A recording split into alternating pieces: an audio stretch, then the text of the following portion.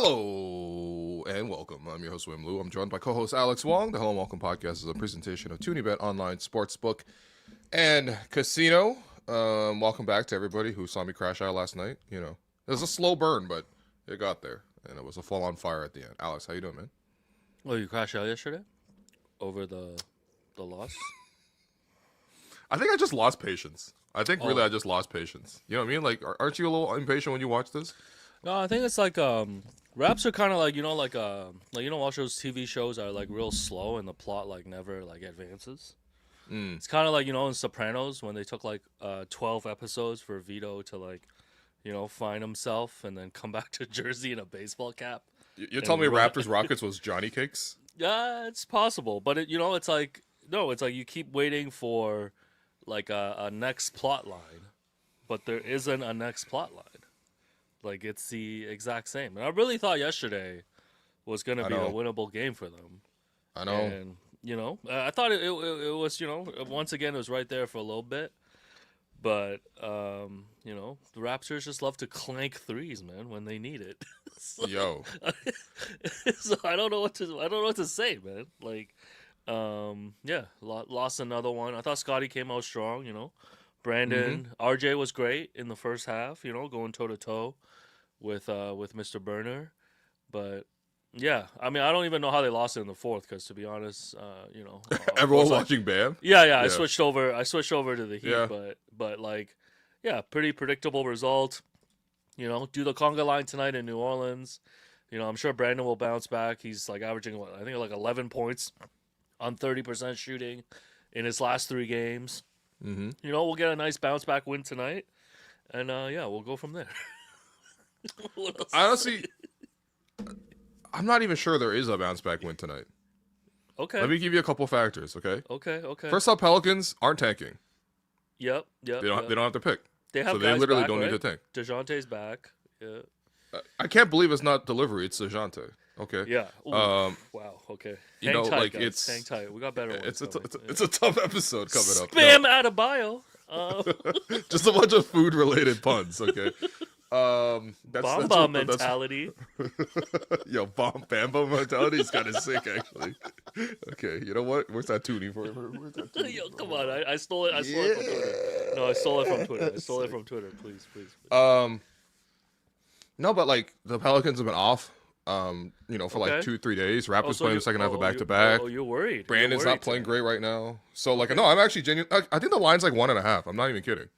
Okay, betting man. It's basically a pick 'em like at that point. Like what? Well, this is a problem with the Raptors now. Is if you're gonna lose every game against good teams, you literally cannot afford to lose any other games. Like Orlando's a half game back. The 83 points aside, that was a big win for Miami. Miami's been climbing up the standings. Yeah, they won like 7 in a row now. Yeah, they've won like 6 in a row now. 6 in a row, and so like. They have to beat New Orleans tonight. They have to beat Phoenix on Friday. Because I'm assuming Detroit's going to come in and bully the Raptors, on Sunday. Probably. That's just how it goes. And then we turn the calendar to a new week and we preview the next 4 games. And that's it, man. No, but it's like, you did the Wong this is the most predictable team in the league. It really is the most predictable team. You did the Wong Stradamus exercise with me last week. I'm 4-0 right now. And, you actually are 4-0. It's not that hard. It's really not that hard, man.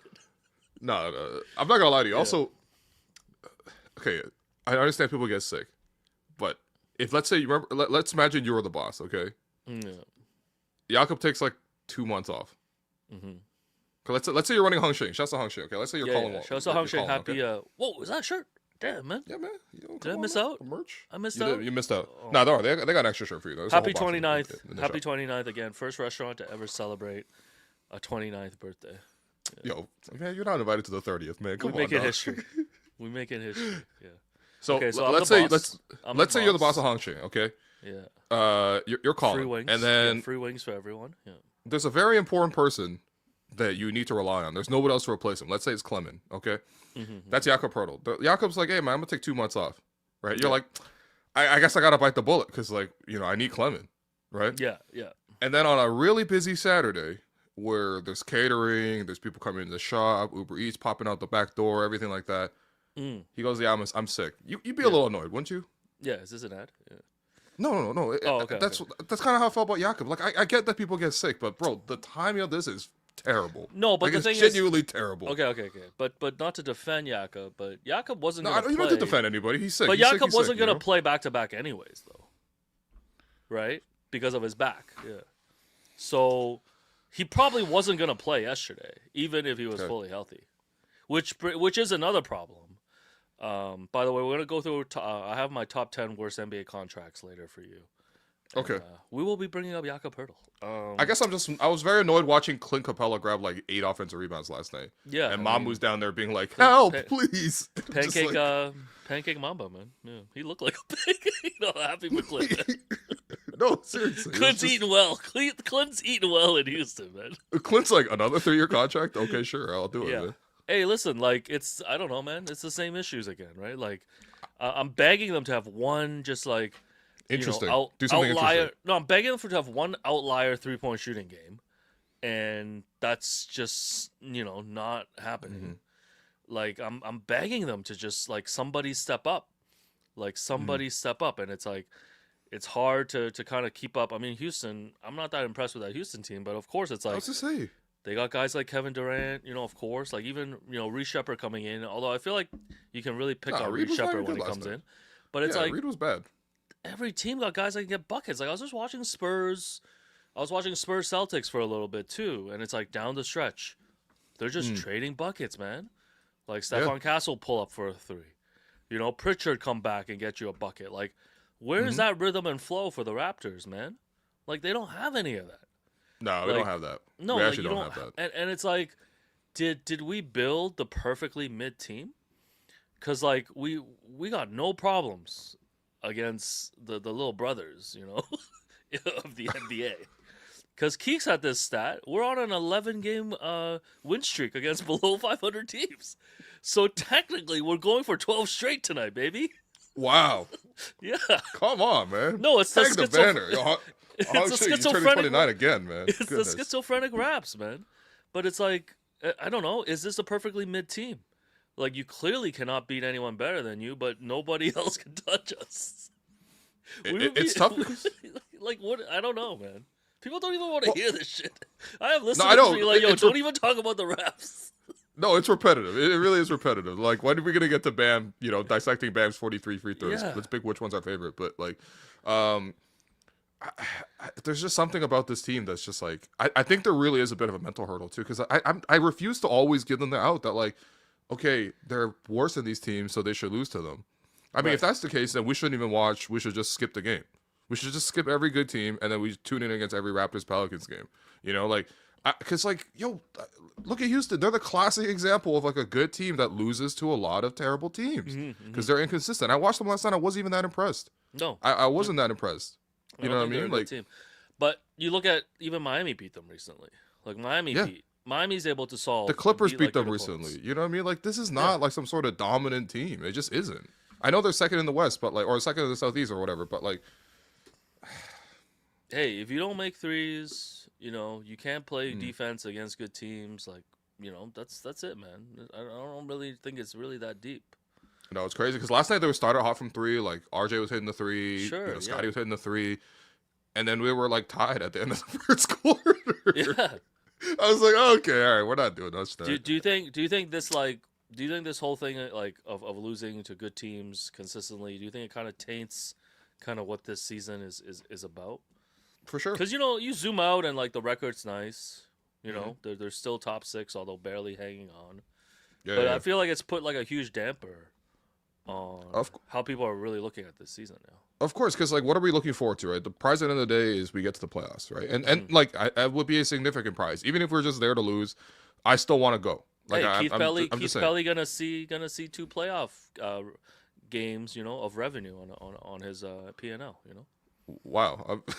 Yeah. You know what? Actually, that's not insignificant. He gonna put on his red glasses. He gonna put on his blue glasses. Oh man, he's gonna be switching. He's gonna be switching positions. Yo, this guy's Clark Kent, man. No, it's.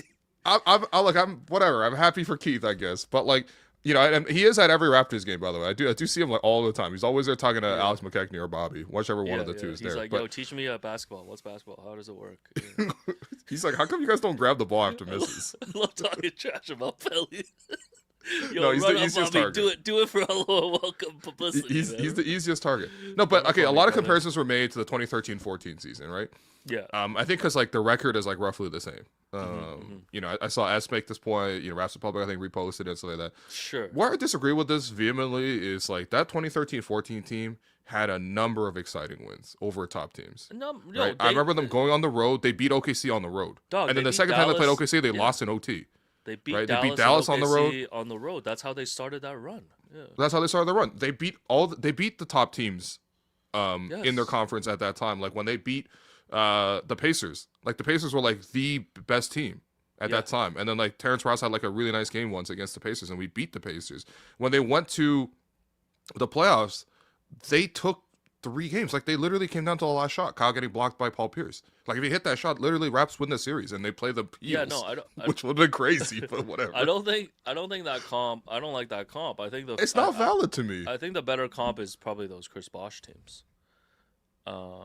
If you were to compare, because it's like, you know, those teams, you know, they won you in Atlantic Division that one year. Mm-hmm. I think the following year they came back. They weren't that good. They finished like 500. But it's like they were first round outs, right? Like they lost to New Jersey, they lost to Orlando, and it never felt like there was really a ceiling of them getting beyond that. Mm-hmm. And to me, that's what this team is like they're clearly like, I don't know. This is clearly just who they are, and they're gonna need to make changes in the offseason. I don't think anybody's gonna be happy with some sort of run it back format for next season. Mm-hmm. Yeah, I mean, this is why I also thought that like, you know what? Okay, in the time being, because there's still like 18 more games or something in the regular season, and if whatever form of playoffs they get into, I still think that like they've come too far to just let it go to waste. Like we can't just accept what this is, you know. Like even if it's a lie, we gotta find that lie type of thing. Like I really want the players to show some level of urgency, frustration, and I want Darko to acknowledge it at every single time. We've been asking for that for months. Yeah. So I don't know. There's probably like 5-6 more of these on the calendar. Like big games against good teams, and I mean, yeah, we'll see. It'd be really funny if they just rolled in without like a single of these wins. No, the playoff, the NBA TV series preview is gonna look crazy. Man. No, but it's like if they roll in without a single quality win the rest of the way, like are we not obligated to pick them to get swept? I mean. Like, I think it's a little generous. It's a little disrespectful to the other team to even say it would be a 5-game series. Like, at this point, they just give them a game. At this point, they're walking dead right now, man. Hey, by the way, if the Raptors fall in the play-in, and let's say by some miracle they actually win a play-in game for the first time in franchise history, the reward is either Boston or Detroit. Yeah, that's what I'm saying. Well, none of these look good. Like, come on, you want to see Cleveland, like you want to see the Knicks, who've like you said, the Knicks could go 9-0 against us. Yeah, and I look at you like this shit gravy. No, man. It's not gonna be gravy. Man. No, it's gravy. I'm gonna be going to Smoke's Poutineery and asking for gravy. Yeah, it's gravy like Lee Vance meals, man. Nasty, man. Anyways, moving on to more important news. Bam Adebayo, 83 points. Last night. You know, this is how not interested I am in Bam's game. You know, as the night was going on, it was like, okay, Bam, what 30, 31 in the first quarter, I think. Yeah, 31 in the first quarter. So already you're like, half. That's 43 at the half. And then the third quarter was like, oh, Bam's crossed 50. Bam's crossed 60. And I'm like, you know what? I'm not tuning in until Bam crosses 70 because I try to see no hook shots and free throws, man. That's what it was. I don't care. By the time he got to 75, I was like, okay, let me tune in to see if he's actually going to... You tune in at 75? No, I'm going to be like, let me see if he's actually going to go crack Kobe's record. Because I was very curious about this, because my conspiracy theory was always players back off a little bit when it gets to 81, because, you know, Kobe's revered, etc., etc. Like, they want that record to hold up. It's the number one thing Kobe has. Yes, and I'm not trying to trivialize 5 championships and this, you know, whatever, but like that was the one undisputed thing Kobe had. Hey, that's Kobe. He had the most points on camera. spawned the most points on camera. commercials with like Jalen Rose. It's talked about every year. It's a whole there's cultural a second thing. statue. Yeah, there's a the box statue score's with the box score. We walked past it this year outside of Staples. Yeah. So I was super curious. The interesting thing to me, I was like, okay, how are they going to handle this? Because clearly they're blowing out the Wizards. Yeah. It's getting a little embarrassing there in the last like 3 minutes because they're clearly just like spamming Bam, even though I think the Wizards were like triple teaming him at like a half court. Yo, it was crazy. No, at one point the Wizards were intentionally fouling other players. Yes. So that Bam wouldn't get possession of that play. Yes. Like So they were then- giving up free throws to other players so that Bam So then wouldn't shoot Spo, it. Amazing. and then obviously when you go under 2 minutes, you can't do that anymore. And then Spo started intentionally fouling, Yep. so they could get more possessions. Mm-hmm. And then Bam was just like flying out there like a wild gazelle or whatever, just running into people, like dribbling full court, running into people. I couldn't even name you one front court Washington guy, to be honest. Yo, Anthony Gill couldn't handle it, man. Anthony Gill and Alex Sarr, the new Jalen Rose, I swear to God. Yeah, and then Bam was just going to the line. And then when he got to 81, I think there was like a minute left. And I was like, okay, maybe this is where Spo takes him out. Like, was the whole point of it to get him to 80 or get him to tie Kobe? And no, I guess the point was for him to get past Kobe and be number 2, Right. only behind Wilt with the 100. So that end of the sequence was very interesting to me because It was. I'm never sure how coaches handle it because there is a point where it does get kind of awkward of like you're clearly chasing the record, which I personally don't have a problem with. No, I mean, okay, so a couple things. I agree with you, actually. I really respect Spo for doing this.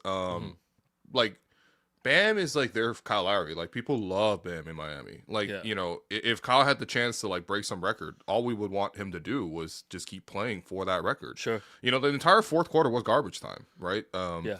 So, like, this was a concerted decision by them. And I like that. Like, if anyone deserves it for Miami, it's Bam. Like, by the end of, like, it's a little crazy to say this, but, like, by the end of Bam's career, they might love Bam more than they love Dwayne Wade.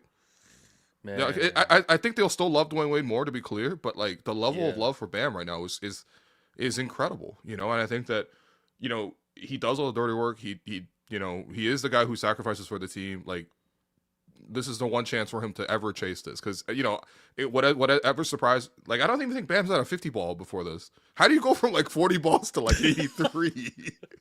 It's just unbelievable, right? So, no, I'm happy for him too, and you know, and I think the other part too is like, this is what you get for being a tanking team. Okay, Sure. you have to have egg on your face. You have to have challenges made in garbage time because they explicitly want to put Bam on the free throw line again. Right, Yeah. and that's what the Heat did. They were using challenges for him at the end. Washington was having to use challenges to try to get him off the line. Like if you choose to tank, you have to eat whatever level of embarrassment that comes out of this. You know, and I think that, you know, Washington is clearly in a tank. There's all this talk about like whatever, and they're going to add a top pick, and that's true. Like on paper, this is going to be one of the things, but like, no, man, this is going to stick to you. This is going to stick to you. Yeah, and I see a lot of people. And you deserve it. I think there was like, I mean, there's a few things like a lot of people were just like, oh, you know, he was obviously chasing the record at the end. Like, yo, they're So like, oh, it was this like a is- 20-point game when they're Kobe like- like hit his 81st point. They're like, this is the fakest 83 points. Actually, no, this is the only 83 points you've ever seen in your life. What are you Like- talking about? Like, there's man? no fake 83 points. And, like, when you're chasing scoring records, that's what's going to happen at the end of the game. Like, you're not going to see a scenario, like, we haven't seen it yet, where it's, like, a back and forth close game. And some guys, like, going for, like, you know, 80. Like, I remember Devin Booker caught a lot of slack, too, when he was chasing. Was he chasing, Right. like, 60? He was in Boston? trying to go for 70 in Boston, Yeah. but the thing is, the Suns were losing, Right. and they lost the game. Yeah, Right, but it's like in any scenario where you're chasing a scoring record in game, like some of these shenanigans are going to happen, especially in like a blowout. So I don't think Spo has anything to apologize for. I think it's a credible 83 point. Like when you score 83, you scored 83, man. yeah. Like, I don't care how you got there. And like, I don't really care about I'm crying in the chat, man. The chat is killing me. 83 was only possible because Norm and Tyler were playing. That's like saying Kobe only got 81 because Shaq got traded. Like, what? No, but I'm like also like the comparisons to like, of course, like Kobe's 81. I see people like flaming out over the fact that Bam like, you know, scammed his way to like beat Kobe's record. It's like, it's fine, man. Like, we're always gonna remember Kobe's 81. And like Kobe's 81 was different too because this guy was like dropping 62 on the Mavs in 3 quarters in the weeks leading up to it. He was, that's what Bam did against the Wizards last night. Yeah, you know what? Never mind. Bam is better. No, but like Kobe was averaging 40 points a game, like over a month period of time. So it was like it wasn't like he just popped out of nowhere and dropped 81. So we're always gonna remember all of that. And I'm always going to remember Bam's game as just a super random-ass game, man. No, it is a super random game. No, because it's like, okay, for Kobe to have 81, it makes sense. It's Kobe Bryant. Like, he's genuinely one of the best scorers ever, right? He's, like, got the mentality to say, screw everybody. Like, also, who was on his team? Like, you know what I mean? I'm not passing to Smush Parker, Chris Mim, you know what I mean? Like, I'm not doing any of that stuff. I'm just going to keep going. So, and by the way, I think the part about Kobe's game is that, like, obviously happening against the Raptors. Raptors are up, like, 17.5. Yeah. You know, there's like a controversy because I think it's debated whether, because I think Chuck was calling the game with Leo that night. And Leo was actually teasing Chuck, like, hey, Chuck, aren't you hungry? Don't you have a sandwich waiting for you in the fridge? Like, they're about to pull out the salami and cheese in that game. And then obviously Kobe, like, really went off. I think Kobe had like 30 at half and then, like, really went off the rest of the game. He might have 50 in the second half type of thing. Yeah. But I remember watching that, and I mean, obviously I was pissed as a Raptor fan to be like, damn, like, this is really happening to us. And obviously there's all the stories of Spawn about, like, not double teaming, you know, Sam Mitchell last night, who was, you know, just so happens he was on the TSN broadcast doing the post game, doing a champagne toast, you know, with Leo and Kate, because they're like, wow, look at me, I'm no longer the coach that gave this up.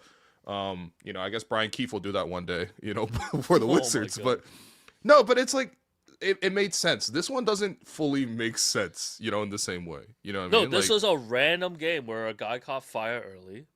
Yeah. And then he just had the chance in the second half to chase down the record, and his team enabled him to do it. And people are freaking out that, like, oh, he took 22 threes. Like, what do you want? He was just spamming threes at the end. No, but I know those threes were terrible too. Like, what do you want a guy to do when he's at like 70 points? Yeah. Be like, yo, check me out of the game, man. I don't want this. People are gonna call it unethical. Like, come on, man, live in the real world, man. Everybody's going for 83 in that scenario. Yeah, I mean, for sure. maybe a Kobe disciple, you know, maybe would have, you know, stopped at 81, you know. Oh, you know what would have been sick because he was at the foul line the entire fourth quarter. Yeah. After the 80th point, he just leaves the ball in the court and walks off. Ooh, yeah. And then he texts. That would have been aura. Sends Kobe a text. But yeah, no, I mean, I knew this already, but yesterday did remind me too that like any discussion revolving Kobe, like both sides are just very weird. Like the Kobe fandom, because it's like obviously what happened, you know, with Kobe in Colorado. And I think Kobe on court alone is a very polarizing guy, just in terms of like whatever efficiency, his personality, all this stuff. And it's like on one side you have people that are like ride or die, crashing out over the fact that Kobe's lost his like 81 modern day record, and then on the other side, he didn't lose the 81. He still has 81. I know, but then on the other side, you have people who are so happy that Kobe is no longer gonna. You know, yeah, I'm not happy that someone broke Kobe's 81. Like historically, it's not. You know, it's not something I'm happy about. I'm just saying we're gonna appreciate. You can appreciate both, man. Like it's fine. Like I'm still gonna appreciate Kobe's 81 better than this. Well, like, and you could tell this because most of the discussion around him breaking this record is about Kobe, not even about Bam. Yeah. I think it's just. I think we're all just processing the fact that fucking Bam Adebayo scored 83 points, man. Oh yeah, Streets also. I think Lake the Class made a good point here. Hold on. It was Donkey. Hold on. Bam was averaging 18 points per game and goes for 83. He's got to be the highest scoring game above a player's average since Malachi dropped 50, averaging 4. Oh, yeah. No, that's crazy. You know what? You're absolutely right, actually, because this is absurd. Even the year Kobe scored 81, he was averaging 35 a game. Yeah. So he really just had double his output, basically. Like, this is 4 times his output. It did get me thinking. It's like, this might be the single greatest, like history level raising performance ever. Because, like, hear me out. Like, Kobe and Wilt, all these guys who set records, they're already all-time greats, right? Yeah. Like, we're going to remember them regardless. Now, Bam's a great player. You talked about maybe Bam's going to be, like, you know, end up being better than Dwayne Wade in the eyes of, like, Heat fandom.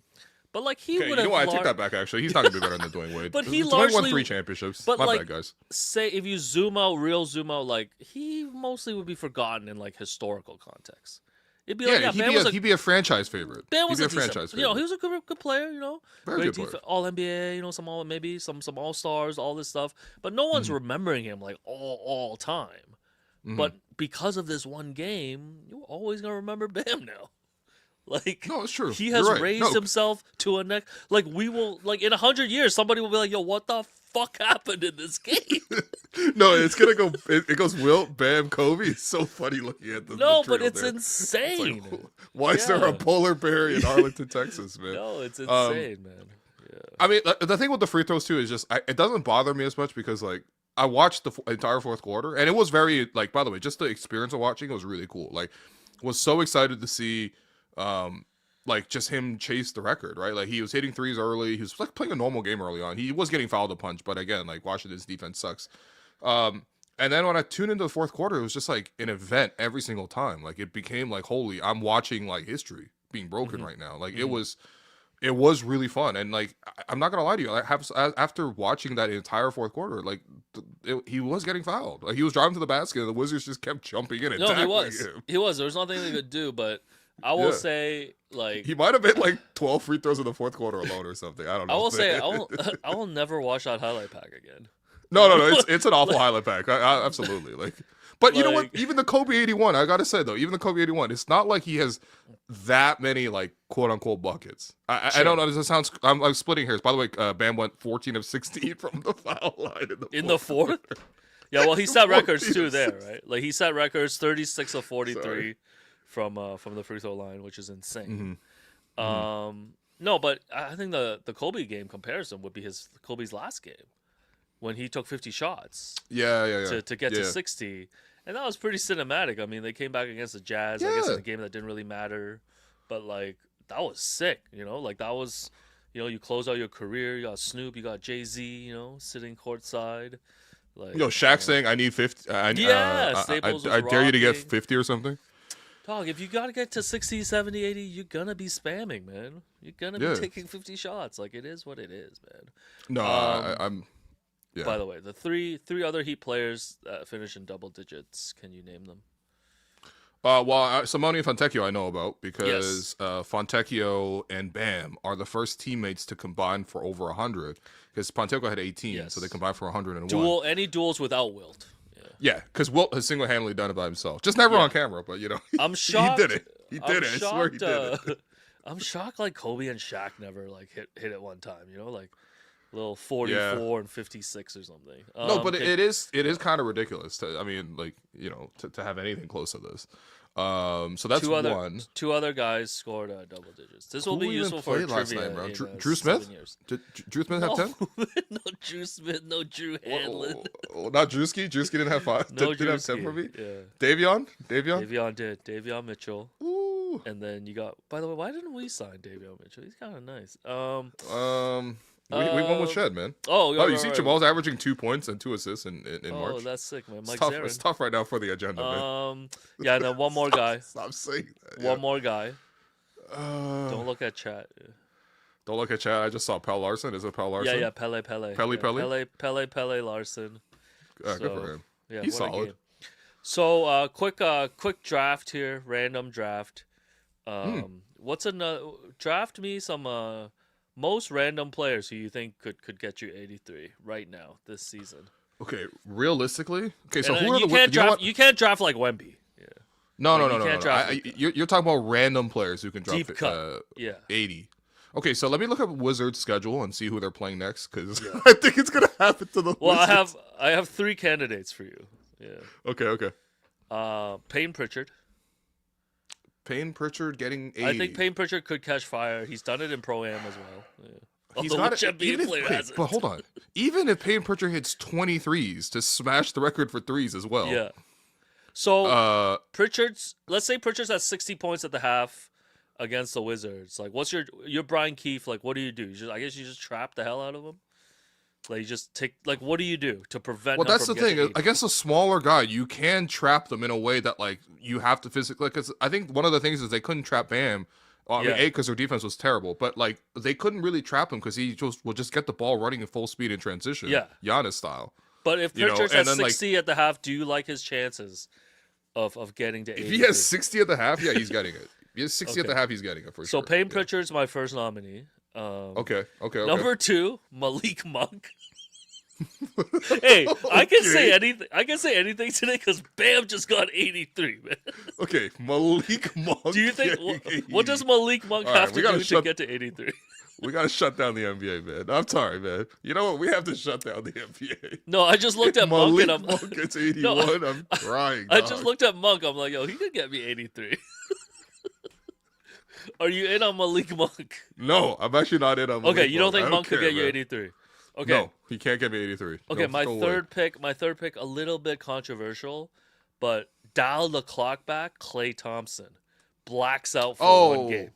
Well, Klay Thompson did have Klay 60 right for now. 3/4, Yeah, right? but I'm talking Klay right now. Oh, you talking about Meg Thee Stallion era Klay Thompson? No, I'm talking Klay right now. No. He blacks out for one game.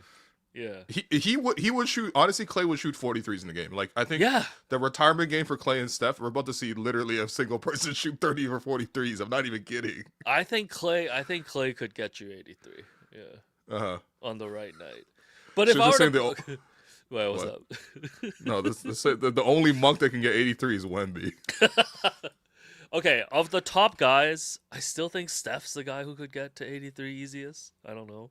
Yeah, but Steph got to do so much work for his shots that, like, you know what I mean? Like, Steph Curry's career high is not even that high. But he also I guess Bam's career high wasn't that high before this either. But Steph could also just, like, shoot from half court. Like, he's got a bigger portion. I don't even think... Does Steph even have a 60 ball? I don't know. So he got 62, okay? 62. Right. I think... And that game, he shot 18 of 31 from the field, including 8 threes, so... But who do you think's the easiest guy to get to 83? Wemby? Like, if they just, like, decided we want a guy to get 83. I think if Wemby played against the Wizards, he would get 83. Like, he would do the same thing that Bam did. So it's like the physical... Like, he can't handle physicality, so you got to keep fouling. He can shoot some threes, so he can get some easy points. He's a good free throw shooter. And, you know, he's beloved enough in the franchise to keep chasing it. Like, it actually could happen in that way. I'm looking at the rest of the Wizards schedule, so... Wow, man. You know, there's a real chance the Wizards don't win a single game for the next month until they play Brooklyn on April 5th. yeah, I guess you're right. But, I don't know. You know what? The Jazz. You know what? Give me Keontae George. No way, man. Give me George. Isaiah Collier, 40 assists. I want George, man. You know what? I'm going to zag and be like, I'm tired of scoring records. Let's see someone get 50 assists in a game, man. Oh, you want that Scott Skiles record to come down? Yeah. Can we focus on something else? Like, I want to see Wemby get 40 boards, man. Like 40 boards? Yeah. Does that ever happen? No, I'm tired. I'm tired of scoring records. Can we look at assists? Can we look at rebounds? I think those are exciting too. Okay, hold on. So the most rebounds by a player in a single NBA game. Yeah. The top 5. Can you name them? Single rebound games. Okay. Mm-hmm. I'm just gonna throw Wilt in there. Yeah, Will has the record for sure. 55 rebounds. How many? 55. Wait, is the top 5 just Wilt 5 times or no? Wilt's in here one more time. Okay, so 2 Wilts. Yeah, there's 2 Wilts in here, and then the other player has 3 of the records in this one. So it's Wilt and this other guy. Wilt and this other, like, I don't know, Bill Russell. It was Bill Russell, yeah. Oh my god! What about modern day? It's like Kevin Love or something, right? What do you mean modern day? It's just rebounding. There's nothing different about rebounding these days. No, but modern day, I think Kevin Love, right? Didn't he have 30 or something? Yeah, Kevin Love had a 30 ball, but Wilt had 55. Bill Russell had a 51, 49, 49 game. Yeah, and then Wilt Chamberlain had 45 a couple more times as well. It's pretty incredible. Yeah, you know you're right actually, because like no one ever talks about the rebounding record, but I would love for that to be broken. The first person that isn't Wilt or Bill Russell, because they basically have all the 40s as well, is Nate Thurmond for the San Francisco Warriors in 1965. He had 42 rebounds in that game. Jerry Lucas also got 40 for the Cincinnati Royals. Okay. I just think some of those records are... So a 40 rebound game would be pretty sick. I agree. Some of those records are harder to fall. Like rebounds, you can't really control that, you know, versus scoring. And like spamming assists would be pretty funny. Spamming assists would be amazing. But the thing is, you can't control, because like nowadays people shoot so many threes, so it's like hard. Yeah. It's easier to get to assists, but it's also hard to get a high volume. Because like if you watch the Scott Skiles 30 assists, which I actually have, like it's mostly just pick and rolls to like big cutting to the basket. Yeah. You know, Yeah. No, I'm just saying. I think those records would be more impressive as well. But Streets are calling him Scary Jerry Lucas. that's insane. By the way, since the merger, since you asked about the rebounding, so Moses Malone has the most rebounds since the NBA ABA merger in '76. Okay. Moses has 37 rebounds. Charles Barkley had 35, which makes sense because again, like, Yeah. you know what I mean? Like They called him the round mound of rebound. They literally just called him fat. Yeah. I mean, basically.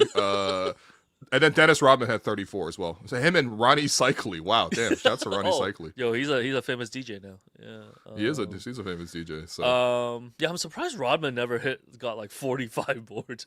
Yeah, but no, Rodman had a 30. All he did, no, but Rodman had 30 balls several times. That's what's really impressive. He had 34. He had 32. He had 32 again. He had 31. Rodman had a 30 ball, and it's just a rebound. Yo, Call it a 30 ball. Why can't I call that a 30 ball? It's like 30 bounds or something. Yo, what? Enes Kanter had 30 rebounds. Oh, no. Come on. The Blazers versus the Pistons, April 10th, 2021. Enes Kanter had 30 rebounds. That was before he found freedom, man. Holy. Yo, Yusuf Nurkic had 31 rebounds. And it happened 2 years ago. Yusuf Nurkic for the Suns had 31 rebounds against on March 3rd, 2024. That's incredible. He had a 31 ball, man. No, I'm telling you, like, we've lost the art of rebounding. I don't see guys going nuts on the boards no more, man. I mean, Yusuf Nurkic did this 2 years ago.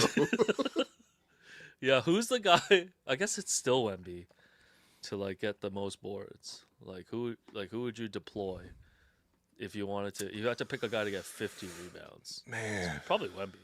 I mean, it's gonna be somebody against the Raptors. No center that day. Oh my god. Yeah. Mamu boxing out. Oh man, not Mamu ball. Yeah. Clint Capella against the Raptors. That's what it felt like. It felt like 50 rebounds. No, who's like the elite rebound? I miss the days when it was like Rodman, Ben Wallace, like those specialist guys. Well, we don't have specialists no more for the rebounding. I mean, even sucks. recently we had like Bismack Biyombo. Raptors actually had a lot of these in the history, like Reggie Evans. Yeah. You know, honestly, Raptors used to be so down bad. I used to be excited when Reggie Evans got double-doubles. Like, I'm like, oh, shit, we lost the game. Reggie Evans got 12 rebounds in the first half. I miss the days when... Let me tune in to CBC Raptors, man. No, I miss the days when, like, the NBA just had guys who couldn't do anything but rebound. Like, it was fun. No, that's your archetype. No, but now... No, but now we can't, like, we're not allowed to play 4 and 5, you know? Like, like, whatever. Like, it was more fun that way, man, when we have a specialist. Anyways... Wizards fans, do you think this is a stain on the Wizards franchise? Because I did see some of their fans crash out, being like, this absolutely is a stain. No, dog, the 81 was a stain on the Raptors. But for a while, so man. random. But it was so random. No, but if you watched it, it was so pathetic. Because on the other end, Washington like could do nothing about it. They started doing like devious tactics, like fouling other guys just so the possession would end, not with Bam. Mm-hmm. Like intentionally fouling in the bonus when you're down 20 is nuts. Okay, like just think about that. They had no game plan to trap or stop Bam. And when you look at the fouls, yes, it's obscene that he took 43 fouls. It's obscene that he got fouled like 30 times. Yeah, you know, like listen, it's just Bam Adebayo. Even when the game was regular, okay, in the first quarter, it was a normal game. How are you letting him score 31 on you, man? 31 for Bam in one quarter? What did he do? No, it's actually pretty crazy. So, the like, Wizards, the Wizards haven't won 50 games since like 1949 or something. Yeah, like it's a tough. This is embarrassing. This is 100%. Hey, did my Hornets win last night? I was following that along. They were playing the Blazers. Oh damn, you were watching a lot of hoop, man. You could have come to Shing. You were just watching Hornets at home. The Yeah, Hornets won last night. They won? Okay, we're back. By 2 over Portland. Thank God. Yeah, no, I try to tap into the NBA every Tuesday. Tuesday seems like a fun night. Anyways, let's hope the Wizards make the chill choice and, you know, actually figure out how to play some defense at some point this season. Oh, you know what? I actually really appreciate, for once in my life, someone not making the chill choice. I like that Bam and Spo said, forget the chill choice. I'm gonna score 83. Yeah. You know, and if I were Bam and Spo after this game, you know, I know Bam brought Asia to the podium. I mean, that's heat right there, man. Yeah. That's a flex. He's like, look at this. That's Miami. You know what heat, I mean? Man. Yeah. Yeah, they were calling her the GWOAT. Okay. I call her Pam Adebayo. Yeah. Okay, we got Bam and Pam all up on the stage, and if I were them, I'd be celebrating like it was a championship. Like I'd have the goggles on, I'd have the Coors Light in the front, because I'm like, yo, I made the chill choice. I scored 83 points tonight. You know, man. that was pretty awesome. So yeah, you go home, you reach into the fridge. You know, you reach into the fridge. Hey, see that Mountain Blue. You know what? Somebody on the team, Drew Smith. Drew, come over here. Give me that beer, man. Let me have that. I'm gonna crank that on stage. I'm serious. Like he deserves it. So, making the chill choice is always sort of the safe play here. And when the game heats up, why not make that chill choice by grabbing a crisp, refreshing Coors Light? Find Coors Light near you. Visit CoorsLightShop.ca. Celebrate responsibly, and you must be of legal drinking age. Hey, Will, how you holding up as the seasons start to shift here in Toronto? Honestly, I'm feeling pretty refreshed, man. We had a great time at NBA All-Star. Oh, it was so great to get some sun on the West Coast. Me and Jerome got to hang out together because we found the perfect place on Airbnb. Yeah, you already know the deal, okay? For all these road trips that we got, for all these personal trips that we got, first place we start is by looking for a great place on Airbnb, and there's always lots of options to pick from. Yeah, quick drive to the arena, so it was perfect for work. We're able to get back home pretty early every night, hang out in the living room together, watch old NBA All-Star games, and when we got sick of each other, we just each went to our separate rooms, which was just perfect. It was perfect, but I gotta say, some of these old All-Stars, they were a problem. Hey! Back in the day, they took that game real serious, but I think for us this time, we found a great spot where it was in a great neighborhood. We got to find our local breakfast places, which was huge. I mean, some of those smoothies just kept us alive on these trips, but we near some bars as well. And I think for what we wanted out of the trip, both from a work and leisure perspective, it was absolutely perfect. Yeah, and I've got some vacation days banked, so definitely going to be booking a couple more trips here. And I'm definitely going to be using Airbnb, especially their guest favorites feature, which is going to show me the highest rated homes on Airbnb. Oh, hold on. I hope you got a room for me, because after all these trips, I got separation anxiety, man. Of course, bro. Whenever we book a place to stay on Airbnb, we know that we'll find something that works for us. Hey. Yo. Hey. All right. Hey. By the way, when I'm listening to the ad, I love just hitting the A's. You know what I mean? It's kind of like Guitar Hero. Like an ad-lib type thing? Yeah. Fun, Hey. The Wizards had separation anxiety from Bam last night with all the space they were giving him. Anyways, by the way, they were fouling Bam even though they're triple teaming him. I love that, man. My only play I like was at the end when Bam's just dribbling up court by himself. And he's like, I'm just going to run into two Wizards. So stupid, man. No, it actually, honestly, watching the highlights back will be great just to only watch the fouls. I actually will really love it, man. I actually would be curious what Kobe would have said about this. That's what Bam said, actually. Bam was on ESPN after the game. Damn, I can't even have an original thought. No, I'm serious, man. Yeah. I'm serious. What did he say? Hold on. He said, quote, "That was my idol growing up. I watched him and how he approached the game with that laser focus. I wonder what he would have said to me at this point. Damn. He'd probably tell me to do it again." Woo! You know what? Actually, Cole would have said some cool shit like that. Yeah. No, he would have been like, yeah, Bamba mentality. If I was Bam right now, I would be coming for that throne, man. Well, it's so funny. I think he was wearing these like hybrid Jordans. They're like called Jordan 2048 or something. I'm like, ain't nobody buying those sneakers, man. This is Skip Bayless. Yo, this guy dropped 83 to Skip Bayless ass kicks, man. Come on, man. That's so impressive. He scored 83 points. He can wear whatever shoes he wants, man. Meanwhile, Wilt dropped 100 in Skechers, probably. That's what Joel Embiid did when he dropped 70, man. He dropped 100 in his JE1. Yeah, I don't know how this came up the other day. We're talking worst NBA contracts. Every year, I believe Bill Simmons and crew, they draft worst NBA contracts. Oh, sick. So I'm going to get ahead of this, and I did some research yesterday. I want to present to you the top 10 worst contracts in the NBA. First of all, have some honorable mentions for you. I just wanted to put Gabe Vincent in here. He signed a 3-year, $33 million deal that expires at the end of the season. He was recently every team has a Gabe Vincent, man. Come on, what are you doing? Gabe Vincent had, he was part of that magical Miami run to the finals against Denver, and he stole $33 million, man. We had this in Toronto. He hasn't done a single thing in 3 years. Recently traded for Luke Kennard. Lakers fans legit were sending out death threats at him. Okay, Like, I don't even no, understand. What was Gabe honorable Vincent going to mention, do? I'm just Like, putting that in there. I'm just putting. no, that you know what? Gabe Vincent is on the he's on wow, what's that guy? Why am I forgetting his Otto Porter? He's on the Otto Porter All Stars. Okay, yeah. That's an Otto Porter. He gets the mid level and then does nothing with the mid level. Okay, Yeah. Otto Porter did that for years. Technically, you can't really be in worse contract if you're only making like 11 mil a year, but like he belongs somewhere. So I think when Otto you just Porter saw Otto All-Stars. Porter hanging in the city like a month after he was traded. Oh yeah, I went to pick up my mom at Pearson, and he was just at Terminal 3 with Shorty.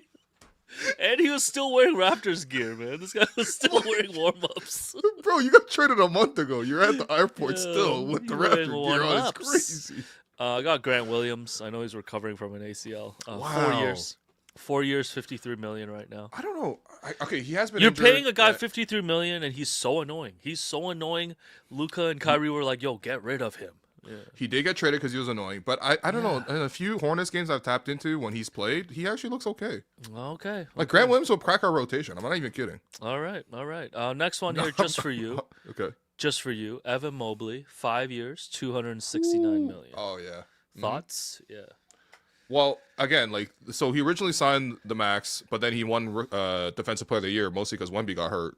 So then he became the Supermax. This is the thing: is like he is not anywhere Supermax level. I actually really appreciate it because I was listening to Bill and Zach this week, and that, you know, obviously Bill has been watching like every second of the Tatum return, and the Celtics beat the Cavs. And, you know, I credit Bill for this because, like, Bill was as hot on Evan Mobley as anybody. But even Bill was like, man, is there going to be another thing with Bam or with Evan? Because, like, he's averaged the same numbers every single year. You know, he's not really there for the rebounding. His defense is, like, good, but, you know, he's not going to tell his kids about it. And watching Zach have to, like, waft about, like, well, you know, there's maybe this, there might be this. I'm just like, no, man, I think like Evan is a very, very good player, like a very good player. You can win a lot of games with Evan Mobley, which they've done many times, and you know, for the Cleveland Cavaliers. But the thing is, he's just not anywhere close to a supermax level talent. You know, he just isn't. And in today's NBA, like you cannot be paying someone a supermax if they're not delivering at that level. Yeah, like people hate on Rudy Gobert for making a lot of money. I mean, Gobert like anchored the number one defense in the league for years, and by himself too, because it was like they had lineups where it was like Gobert surrounded by like Mike Conley, Joe Ingles, Donovan Mitchell, and Bogdan Bogdanovic. It's like what?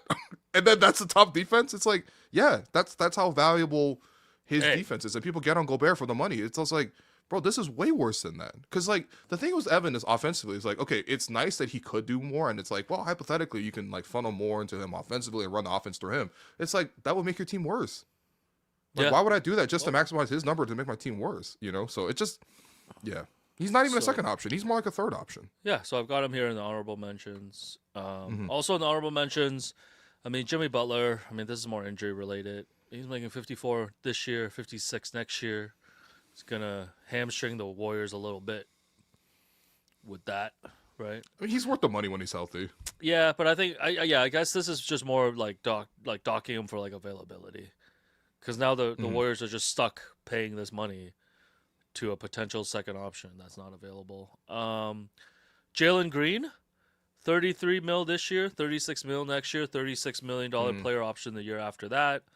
Again, I just think you're paying that money for a guy who's going to give you like 15 to 20 points on real inefficient percentages. Right. Like not a guy that I would really want to. And if you trace the whole trade tree, like what the Suns had to give up to get KD and then get rid of KD and then take back Jalen Green. Yeah. Like the cost was huge as well.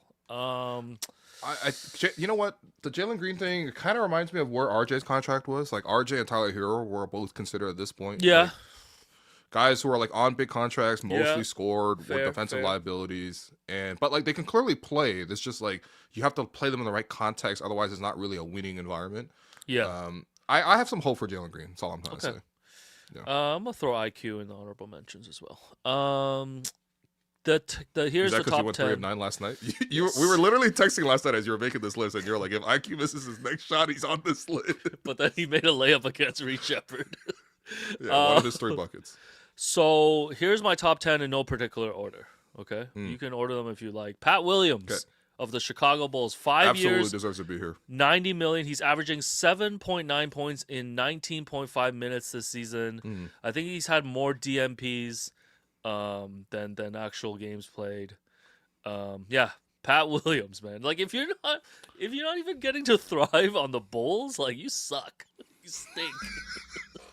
No, okay. So the thing with Pat Williams is like, look, they drafted him 4th overall. I mean, like, he was 6'9". He had gigantic hands. You know, he looked like he could be something. But he's basically the wing version of DeAndre Ayton.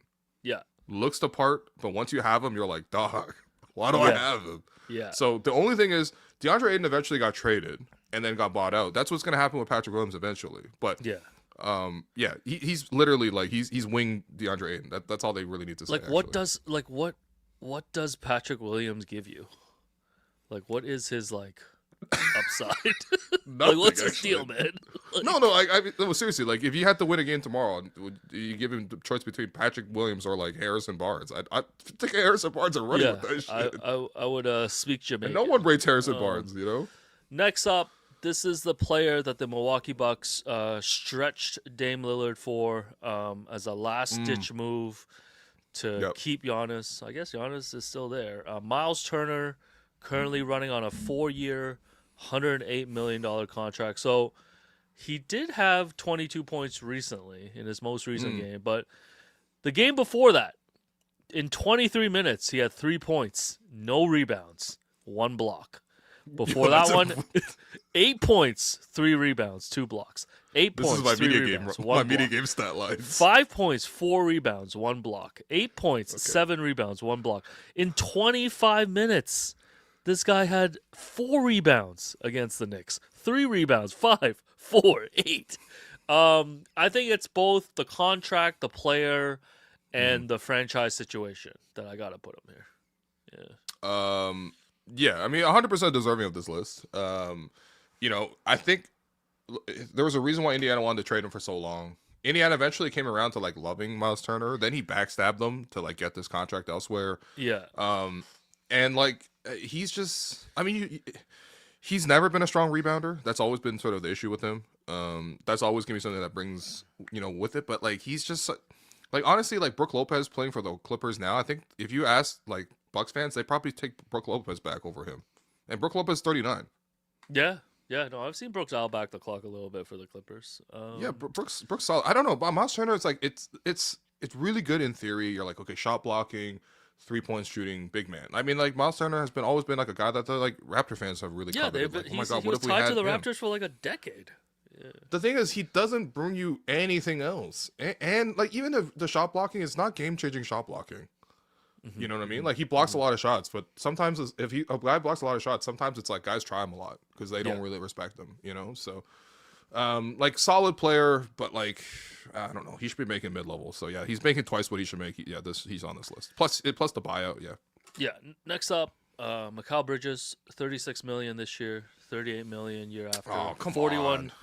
million player option. Again, he gets docked because he was traded for 5 first-round picks. Yeah, that's fair. And he's just, you know, the Knicks just don't need him. Like the Knicks could be using that player slot and those 5 first-round picks in such better ways. Instead, they've locked themselves into this team. Someone's got to be the scapegoat here. I almost put Cat here, but Cat produces. No. Cat I don't think any of the Knicks should be on here, actually. I'm no, putting Mikal Bridges is on. a really good player. I'm putting Bridges on here. I just think he's a really good player. He's getting paid as a luxury. yes, but it's just, I mean, the Knicks aren't going to win the title with this team, and they're locked into this team, and they're locked in because they made this one final move because of friendship. By the way, you think Jalen Brunson looks around? He's like, you know, I make $25 million, right? Yo, Jalen Brunson's the 5th highest paid guy on that team. That's what I'm saying. No wonder Jalen Brunson and Josh Hart got to start podcasts, man. No, they need supplementary income, man. OG and Chibo better be funneling some of that money over to Jalen, man. Yeah. Yo, leave Chibo alone, man. You already did enough Chibo reporting, man. Chibo, no more Canna Cabana, man. Yeah. Come on, man. Yo, stop snitching on Chibo and What, man? Recreational weed is great. Okay, so you don't agree with Bridges. I'm putting Bridges here, man. I don't agree with Bridges at all. I'm sorry. Joel Embiid, $58 mil this year, 100%. $62 mil and then a $67 million player option. Pretty self-explanatory, this one. I think the toughest part about this is you also can't give up on him because of all the history tied in. Like, this is his era. You know what I mean? Yeah, If you pull the plug on Embiid, you're pulling the plug on the whole era. And I do think the other part, too, with Embiid is just, like, when he plays, he's so good that you're like, wow, of course. Okay, now it feels good. But you know it's not going to happen in the moments you need it to happen. Like, yes. He's literally become center James Harden. But I think this one really messed up Daryl Morey. I think if you go back, like, I don't think Daryl would sign Embiid to this extension. But you would have had to tell Daryl that Maxey would have, like, you know, made the jump, and they would have gone VJ Edgecombe. They didn't know those things at the time, and they were still tying themselves to, like, Embiid. But this got to be Morey's biggest regret in Philly. Next to trading Jerry McCain. Yeah. Yeah, Jerry McCain, you know, he got a huge steal and they hit a huge three. Every time I see Jerry McCain, it makes me smile. Like, I'm already rooting for Jerry McCain as it is, but I'm rooting for him extra hard now that the Sixers are pissed off every time he has a good game. Jerry McCain actually low-key making me like the Thunder, man. No, he might be the most likable Thunder past Shea. By the way, shouts to Shea, bro. Every time Shea plays the Nuggets these days, it's on sight. I love that kind of energy, man. Bro, hitting 2 step backs and hitting 8 celebrations, I loved it, man. You can't hate on that. I have the answers. No, you can't hate on Shea, bro. You can't hate on Shea. I have the answers. I just got to know the questions. Yo, that's fire, bro. No, that's fire. No. Shea's so sick. Study for your exam. Paul George. Paul George, 51 mil, 54 mil, 56 mil player option. I mean, that deal was bad the minute they signed it. You know what? You got to give some credit to the Clippers front office besides the criminal activities. Like, they know when to get off a player, man. Wow, this is the first guy to give Lawrence Frank props. No, I'm actually... 10 years. I'm a big fan of the Clippers front office. I mean, fix your marble floors at Intuit Dome so I don't die next time. But, like, no, like, they were criticized so much for letting George go, and that was a great move in retrospect. So, I think sometimes you got to give credit for GMs for the moves they don't make. You know, like because instead of holding on to George, they go for a cheaper option in Harden, and then they turn Harden into Darius Garland. Yeah. So at least he's young and playable. You know what I mean? Like, yeah. So, I mean, Paul George, honestly, in contention for the worst contract in the league. I actually don't think there's a worse one than this. So I don't know if there are, but you would put Paul George number 1. If you try to trade Paul George right now, you would need to put in like 3 first-round picks. I'm not even kidding. Yeah. And he's old. Here, let me remove Cat since you don't agree with me. I don't. No, Cat shouldn't be on this list. Why's Cat on this list? Cat's an all-star, man. They're just hamstrung, man. 60 mil next year. No, the Knicks. No, man, that's fine. All right. Bro. Next up, Jakob Poeltl signed through 2030 at about 26 mil a year. Yeah. I believe the Celtics have like 4 centers combined that make less than him that are all contributing more than Jakob. Based on their value this season, I mean, look, Jakob is like a good center. Look, what's Luke Cornett making? Like mid-level? I don't know. Yeah, he's making noise by shutting down the city. Yeah. Okay, besides Luke Cornett being like, like the meme of the guy in The Simpsons with all the people bubbling around. Yo, Luke Cornett's a religious freak, man. I've done some research. Yeah. Is he? Okay. I don't agree with that then, but like he's better than Luke, but he's not so much better than Luke. Luke's making like 13 or something. It's like just, honestly, Yak should be making 18. Like Yak should be making 18 to 20. Well, like, it's just unfortunate. Healthy Yak is worth this. Unfortunately, with the injuries, it's just like you got to look at it from this perspective. Like no one would trade for his contract right now, and that makes it nobody would trade for his contract right now. You're absolutely right. Contract. No, for sure. I'm not saying it's a good contract. It's not. Yeah. Yeah. He should be making like what average centers make, which is like 18, 20. Tacking on the extra years, even though the last year is like partially guaranteed, it's not great. So, Domantas Sabonis. The only advantage, I guess, is he only has 2 years left. So 45 mil, 48 mil, but he's being paid to be the superstar player on the worst team in the league. I go back and forth on this because like I don't think you can win at the highest levels with Sabonis. In that case, you're like, why do I pay him this much money? Yeah. But at the same time, he is still like a capable player. Like it was really hard for me to think about. Like, he's totally capable, but I would love Sabonis at 30 mil. Yeah. Sabonis at 30 to 35 mil. Yeah. I think there's like a class of player that like you pay them a lot of money, but you can't win at the highest levels with them. But they will raise your floor. Sure. And Sabonis is a floor raiser. I mean, whatever. The Kings this year are so bad, no one can raise that floor. But and he's been injured. But he's more of a floor raiser, but he also limits your ceiling. He's kind of like actually the DeMar DeRozan of centers. Yeah, well, they have the DeMar DeRozan of everything on that team. They got the DeMar DeRozan of point guards. They got the DeMar DeRozan of DeMar DeRozans. Yeah. They got the DeMar DeRozan of shooting guards. Zach LaVine's. Yeah. No, they really DeMar DeRozan all-stars over there, man. Shouts to DeMar, man. Don't worry, man. Malik Monk's going to drop 83 soon. I got Jeremy Grant. Jeremy Grant, $32 million this year, $34 million, and then a $36 million player option. This was a contract when I saw the list, and I couldn't believe it. I had to double check. Yeah. Because I'm like, why? No, but see, did you need Jeremy Grant that bad? No, why, I'm just saying man? you can't. He's name a good player. You can't name me one Jeremy Grant moment, man.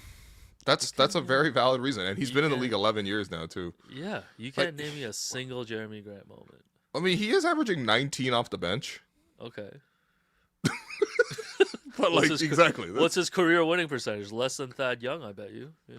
No, he actually a bit of a modern day Thad Young actually. Been a good player for multiple teams. Type. He's the most forgettable like above average player of this generation. Okay, I gotta go back to the context. Why did Portland need to hold on to Jeremy Grant this badly? Yeah, do you remember why they signed him to this deal? I think at the time they were trying to contend with Dame. This was Dame, CJ, and Jeremy Grant. I think Dame, CJ, and Jeremy Grant, bro. Sometimes you gotta say the word, the concept out loud to yourself to know how absurd you sound. Yo, they had the Jeremy Dame, CJ, Jeremy Grant. They had the Jeremy Grant of everything, man. Yo, Jeremy Grant, by the way, this guy should end up on the Kings. He actually needs to end up on the Kings, man. My God. He'd be incredible for the Kings. And then what else? I got Ja Morant. Ja Morant, 5 years, $200 million. I think this is just kind of like a Trae Young situation where No, I think he had less value than Trae. Yeah, well, there we go. But it's if you trade for him, you are betting on him to be your star guy. Similar to what Atlanta did. Atlanta signed Trae Young, bet on him for half a decade, and of course that didn't turn out. Yeah. And Ja's availability has been a question. His IG stories have been a question. He's gone from young promising star to just a toxic contract, I think. Yeah, I mean, it's I think we should also do another draft of worst players to have shoe deals, signature shoes. Because Paul George and Ja, people still wearing PGs and Ja's. I'm just because Ja's a pretty popular shoe. I see Nike's got to be kicking Jameson Battle wears Ja's, for example. Yo, Nike's lots of rappers wear Ja's. I'm not gonna lie, Ja's shoes are pretty nice. Yeah, they're nice shoes. Yeah, but I don't want to wear Ja Morant's. I don't want to have Morant's on my feet, man. They're oh, why you got those Jaws? What you about to do? No, Jaws, they're just not cool, man. Says the 41-year-old. No, okay. You know what? Actually, it's a funny thing that happened. So, I think Ja and LaMelo are on somewhat equivalent timelines. Oh, I like that. Yeah, I like this. For a long time, people were Ja's the next guy, face of the league type of guy, and then LaMelo is this unserious clown. Yeah, he's messing around. He's a clown. Yeah. And now it's flipped. Now LaMelo's legitimately driving winning for a team that is very surprising, and Ja's name's just in the gutter. Yeah, no, they legit swapped. So and they both have popular shoes. Fast. I think that's the tie-in actually. Life does come at you fast, man. Yeah. Just saying Ja's the Ray Lewis of the NBA. Man. No, he didn't do that allegedly. Okay, he didn't do that, man. Come on now. The worst we've heard from Ja is wasn't his boys pointing a red light at the Pacers team bus or something. Yeah, it was debatable whether it was a gun, a scope, or if it was just a laser pointer. Yeah, but the fact that you even have to doing that, Streets just driving winning.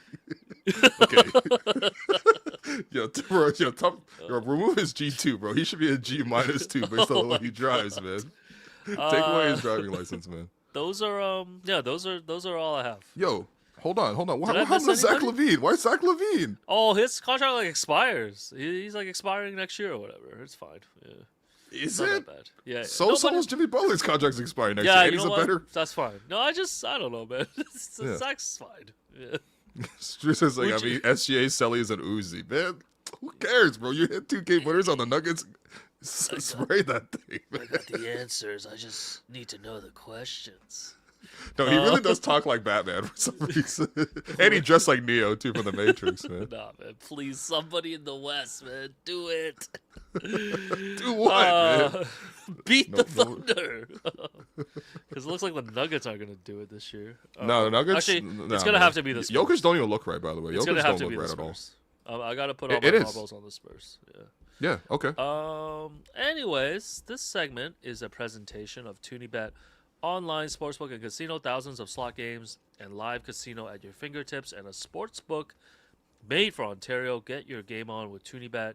So make sure, guys, as always, hit up ToonieBet.ca for all your sports betting needs. You want to bet on the Raptors tonight, over the Pelicans, because the Raptors are always beating these bad teams.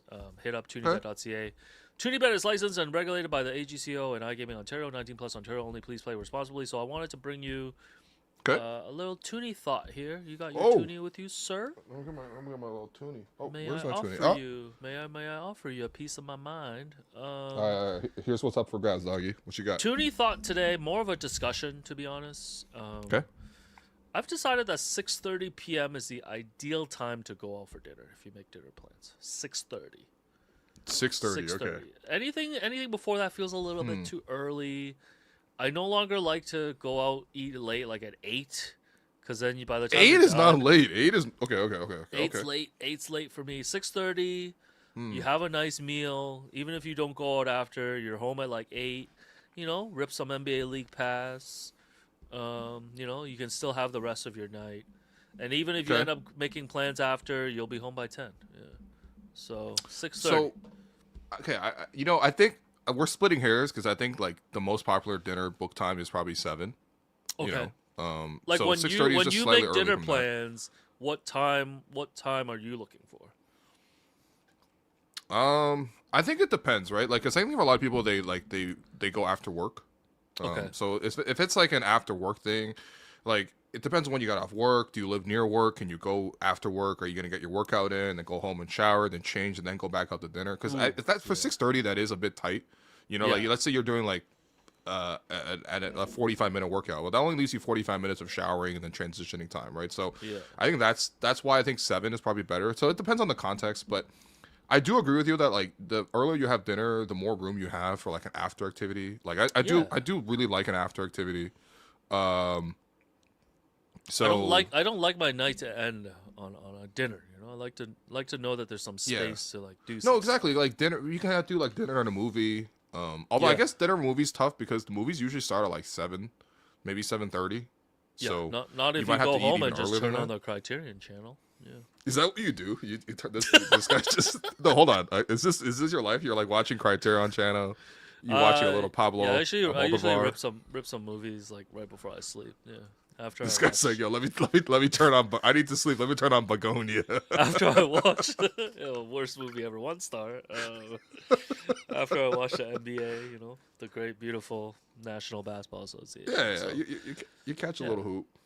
Okay, hey, you know what? Hey, you haven't peeped my Letterboxd lately. You're giving me separation anxiety, bro. Okay, first up, I'm giving you the Toonie, okay? You deserve it for that one. 6:30. Although it is a very uncontroversial take, I gotta say. Most of your takes are a little controversial. No, this one has was literally more, no this one was more controversy open with for it. discussion. Like I just wanted to feel it out, Okay. See how you felt about it. Yeah. All right, let's look at your because you're begging me to take a look at your. I am begging. Follow me, please, on Letterboxd at Steven LeBron. Yeah. All right, Jerome, hold on. I'm gonna share my screen here. Okay. All right, here we go. Letterboxd for Alex Wong. Millennium Actress 2001. 3.5 stars. Watched Bam Adebayo score 83 and then put on some Satoshi Kon.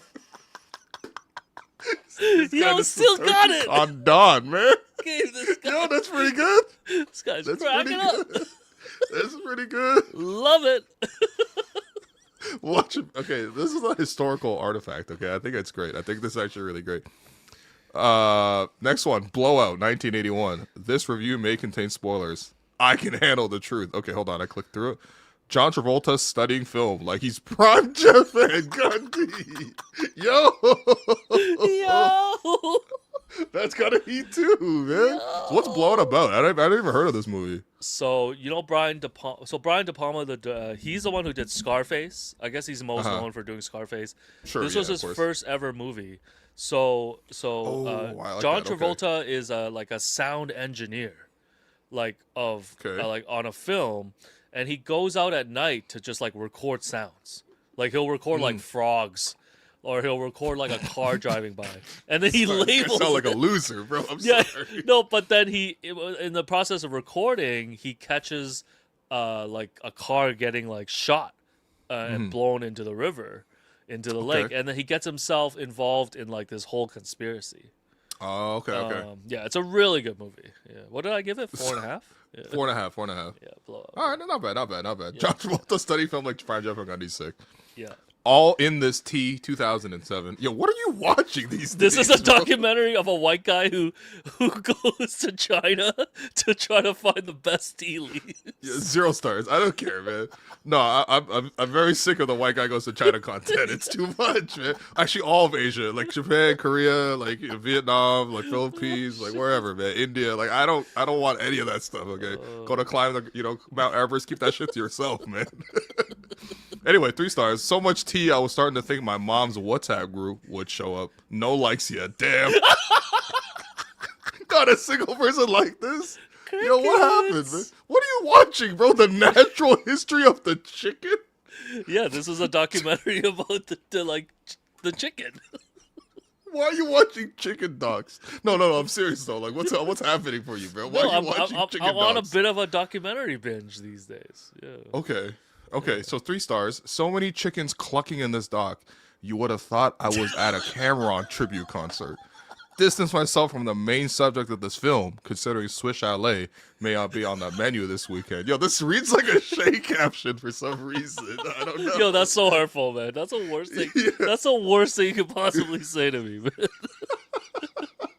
By the way, I'm dying just like as you're doing this. I'm like reading the chat and there's fighting about Pat Williams still. They're like, ooh, he shoots 40% from 3 on 4 attempts. Yo, my favorite thing these days is people being like, wow, look at Ochai, he's hitting 3s. I'm like, I don't care about Ochai. I've never cared about Ochai. I'm sorry. Yokohama, BJ Blues, 1981, 4 stars. 1981 Japanese jazz noir film with a very loose plot structure and a whole bunch of vibes. You're logging films. I'm experiencing the next level. Cinema. We're not the same. Yo, that's actually great, man. That's very self-aware of you, actually. I like that. Oh, okay. I appreciate that. Yeah, appreciate that. Yeah. So this is just a vibe film? Because I've seen this one. I mean, I haven't watched it, but I've seen it come across my timeline. Yeah. No, I would highly recommend it, then. Is this like a film you just throw on the background and you just enjoy? Yeah. Kind of like Perfect Days? You don't really know, like, yeah, you kind of lose the plot a little bit because there's just so much happening. It's just like random scenes, but... and then they end up at the jazz club, and he starts singing like every 5 scenes. Yeah. Oh, okay. Well, I don't. Yeah. All right. Fair enough. God's Angry Man, 1981, 3 stars. Righteous Gemstones. Okay. So I'm guessing it's Righteous Gemstones, but just in the past. Sorry. Yeah, it just sounded funny when yeah. Yo, what are you watching? Every day you're watching some indie bullshit, man. What's happening to you, man? Can you watch The Matrix or something? We can stop now, sir. 1208 east of Bucharest, 2006, 3.5 stars. Bro will find a Roman political satire film on Criterion, watch it, and be a film snob for 2 weeks. You're bro. You're actually bro, man. I am bro. What do you want from me? All right, finally. Nirvana the band, the show, the movie, 2005, 4.5 stars. A Queen and Spadina classic, 17 likes. Did you watch Nirvana the band yet? I will watch it. I was also very intrigued because there's also a Montreal film that came out. Yes, that's gonna Mile come End Kicks. Yeah. Mile End Kicks, yeah, featuring Barbie Ferrara. Yeah, I mean, I'm excited that we got like Toronto and Montreal nostalgia content, right? Because I think we were all very nostalgic about these places in like the early not the early 2000s, but like that 2010 era, like of Toronto and Montreal were like very notable places, And I'm happy that it's being put on screen. You should hit up our folks at Elevation and just get some, free theater credits to go watch it. Okay. Because they're all carried by Elevation. You're right. Elevation doing the Lord's work right now. It's putting Toronto on the big screen and celebrating the right way. You see Timothy Chalamet went to China and he was rocking like a custom China Marty Supreme jacket. Like it said, Is Marty he Supreme still in promoting Chinese. this movie, bro? Yeah, Get a life, I'm so man. sick of This it. movie's already out, dog. Hey, I'm sorry, Elevation. You know we did our thing for you too, but like, come on, dog, get a life, Because man. the Oscars are on Sunday, so I guess he's just like punching in all the hours, man. I'm sorry, but, like- Timmy. Timmy, you're not winning Best Actor this Sunday, man. I guarantee. Why is Timmy in China still promoting this film, man? People in China are like, I don't care. I'm not gonna lie to you, man. The most popular films in China are not Marty Supreme. No one cares about Marty Supreme in China. They're like, oh, ping pong movie about white people? No way I'm watching this. We're Apparently- Chinese. Apparently, the Chinese people do not care about him there. Yeah, That's what I'm saying. like he was Yo, just walking around, and they're like, "Yeah, okay, cool." Yeah. No, but like, yo, okay. For Chinese people to be like, okay, the hook will be, ping pong because it's like the national sport. Yeah. Man, you wouldn't watch this movie just for ping pong. And plus, like the person who defeats him is a Japanese person. That's not popular in China, man. I'm sorry. No. Like you actually picked the wrong market to go to promote this. I could have told you that, man. Hey, we need You to wasted get your time film. over We need there. to get Film Club back. Maybe we got to switch it to quarterly Film Club. But we need to find. Yeah, a film. I'm down though. Yeah, April. Do you want to do a classic film or you want to do like a film currently out? You want to do a classic film? What do you want to do? I don't know. I mean, judging by my watching habits, I'm gonna have to lean on you. Yo, come on, man. Mance is in the dumps right now, man. Yo, Streets don't want to do All in This Tea film club. Even Bapu not there for All in This Tea. Yo, Honestly, my we probably Letterboxd could have is done it for low. Nirvana, the band, the show, the movie, because like I think people love that film, and it's out right now. People can go see it. Yeah, Like, maybe. I'm down Maybe to we do can that. still do it. Yeah, let me. You want to get Matt Johnson on? We can do it with Matt Johnson. That'd Yeah, be let's. cool. I'm serious. We could totally do it with Matt Johnson. Okay, Sure. let me, How much do you know Matt Johnson like this? Damn, bro. Bro, man, his production company's working with me. Come on, man. Okay. No, but let me. But are you guys yeah. cool? Like, what's your vibe? I'm mean, I've thinking never- about it from on I've a never- pod perspective. I've never met Matt. Yeah. Okay.